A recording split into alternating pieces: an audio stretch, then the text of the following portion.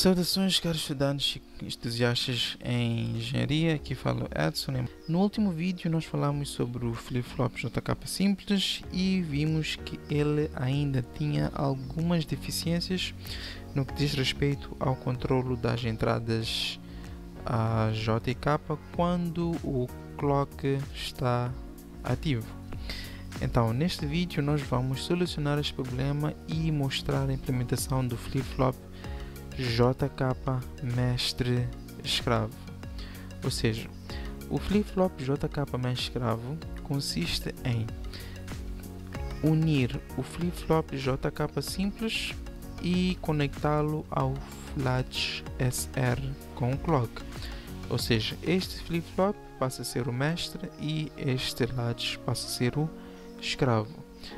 E existe uma ligação ou uma dependência entre os clocks, onde que o clock do mestre está negado, ou seja, o clock do escravo está negado ao clock do mestre. Então, os dois clocks nunca terão os mesmos valores.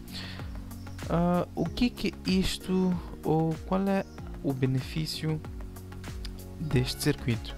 O benefício deste circuito é que ao nós ativarmos o mestre, ou quando estamos a trabalhar o mestre, o nosso escravo não está a ser alterado. Por quê?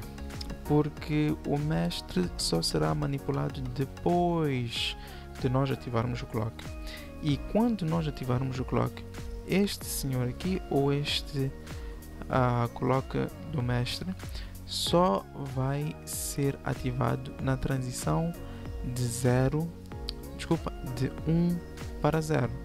Ou seja, quando nós estamos em 1 aqui e ativamos vamos olhar na seguinte situação.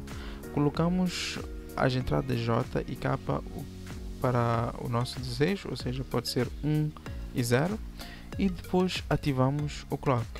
Quando o clock é ativo aqui em 1, este clock está desativado. O que acontece? Este flip-flop reconhece o JK porque o clock já está ativo e coloca a saída 1, 0, porque o J estava ativo. Nesta situação, nós temos que as entradas SR já estão lá presentes, mas o nosso clock não está ativado.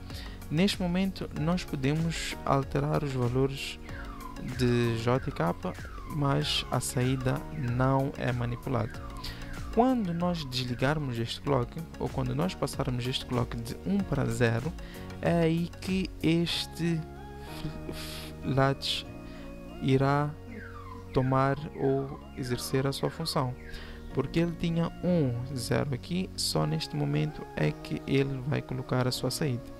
Neste caso, este flip-flop é sensível à transição descendente, ou seja, de 1 para 0, quando nós ativamos o nosso escravo. Para nós percebermos melhor, vamos para o nosso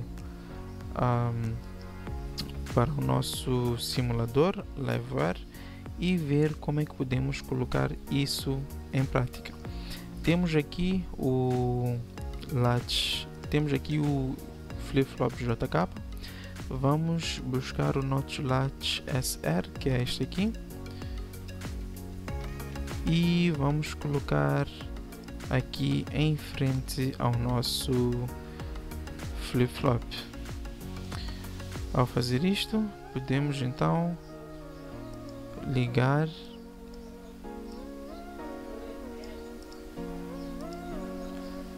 as nossas saídas, a nossa entrada,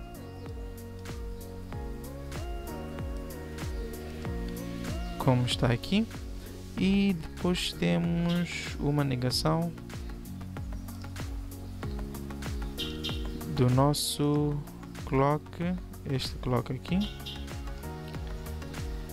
para temos um curto-circuito aqui. Vamos ligar este clock a este clock aqui e vamos remover esta nossa entrada. Então, vamos ver o que acontece neste momento. Se eu coloco a simulação, nós temos, só um minuto, porque nós temos este sinal aqui, temos que tirar. Este seria o nosso S e este seria o nosso R. Ok, vamos agora colocar a simulação. Como podemos ver, neste momento o nosso flip-flop aqui tem o sinal ou estado 0, 1. Vamos ativar o nosso...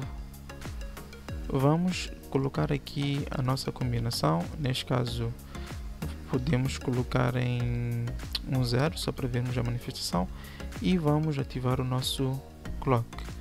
Ao ativar o clock, conseguimos ver que o estado do nosso flip-flop atual, ou seja, o nosso flip-flop mestre escravo, manteve-se. Contudo, o estado do nosso mestre alterou.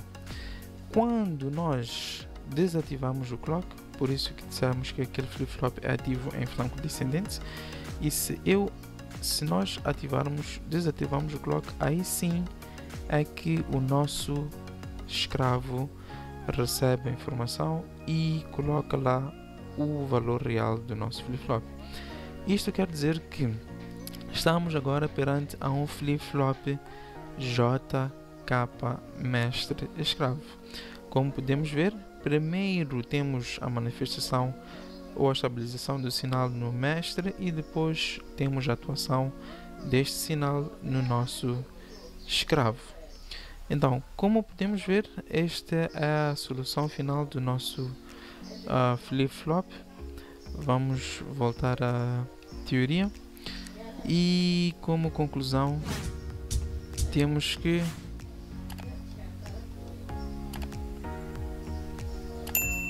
acabamos de construir um flip-flop que não tem nenhuma combinação perdida e reconhece as entradas em momento bem especificado. Para aquele caso, ele reconhece o sinal na transição descendente. Então, quando nós temos estes flip-flops que são sensíveis a transições, ou seja, de 1 para 0 ou 0 para 1, eles dizem que são flip-flops sensíveis às transições ascendentes ou descendentes, ou flanco ascendente ou flanco descendente. E para tal, deve haver este sinal, este pequeno triângulo aqui, a exemplificar ou a explicar que o flip-flop é sensível à transição descendente.